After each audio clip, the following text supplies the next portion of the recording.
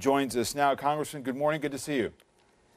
Hey, good morning. Good to be with you, David. I do want to start with something that I think you're trying to address, which is that the politics around guns becomes so difficult because you have on the one hand saying anybody who wants any abridgment of gun rights, that they want to just take away the Second Amendment. And there are those who are progressives who do want to ban certain kinds of guns, which certainly offends a lot of gun owners and rights advocates.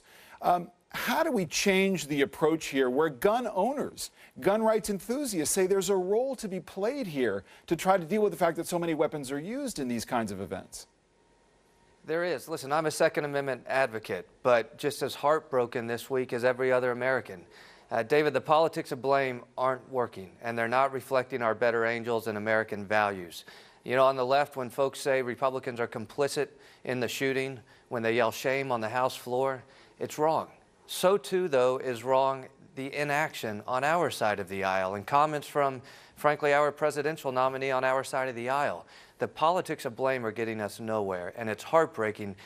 These solutions are just within reach. If we drop the partisan divide, we can do this. That's why I've circulated legislation to bridge that divide. So let's talk about that. So if I'm on a terror watch list, David Gregory, if I'm on a terror watch list, I can still go out and buy a weapon if I were to pass a background check, right? That's already on the books.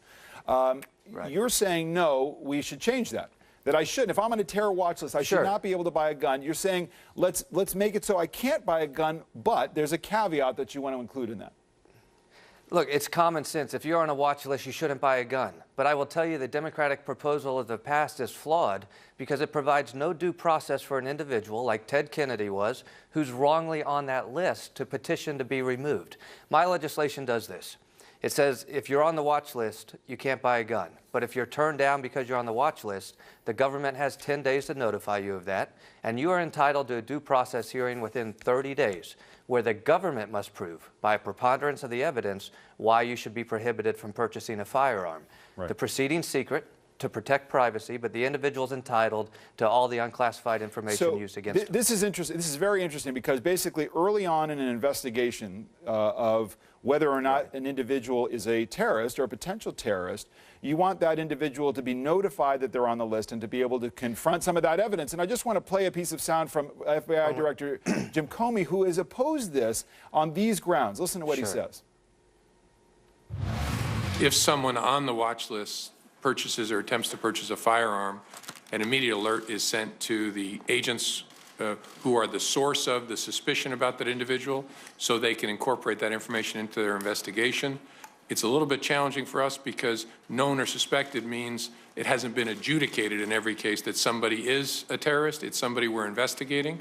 So we don't want to obviously blow our investigation. So the challenge here, Congressman, is that we want investigators to connect the dots. We won't want them to miss shooters like in this case. Do you worry that what you're proposing would do that, would hamper their ability to investigate? No, because understand, if you're on the no-fly list and you go to buy a ticket, you're going to be turned down as well. This also creates flexibility for the government to have 10 days for how they notify the individual why they were turned down.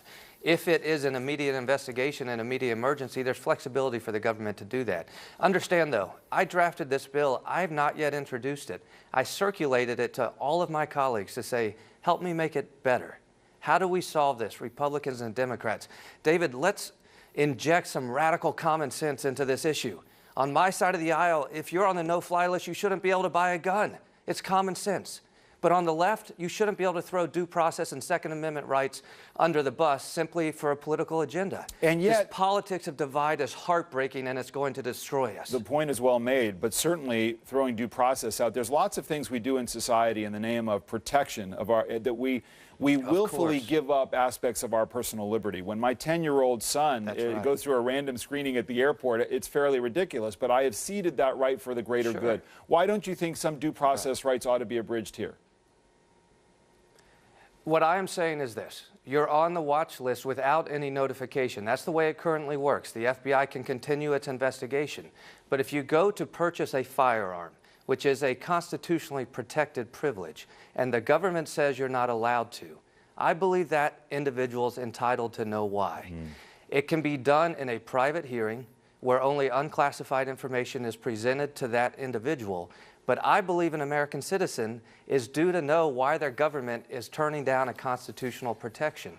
Is there an easy solution here? No, but we can balance due process, Second Amendment rights with our national security interests and the common sense of not letting a terrorist buy a gun.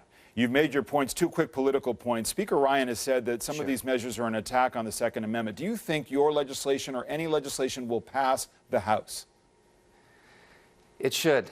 You know, I'm from Florida. We left a state that was united in mourning together Sunday night. I got on a plane and went to a Congress that is divided for no other reason. The American people are begging for unity, and we have a Congress that's peddling partisan divide simply for a winner-take-all November agenda, and it's wrong. We can protect the Second Amendment while also protecting our communities and due process and keeping terrorists from buying guns. And before you go, what about running for the Senate yourself? You, of course, have talked about running for the seat that's being vacated by Senator Marco Rubio, of course, ran unsuccessfully for the presidency. Where's your head on that this morning? You know, I've been running for 10 months. We've been polling out front. Marco's saying he's getting in. I would love to announce this on national news this morning, but I owe it to my community to wait until noon today. I'll let my community know my intentions. Oh, I thought that just between us thing might work, but I guess not. Just between us and the American people. Right. Thank you so much for your time this morning. Appreciate it very much. Allison.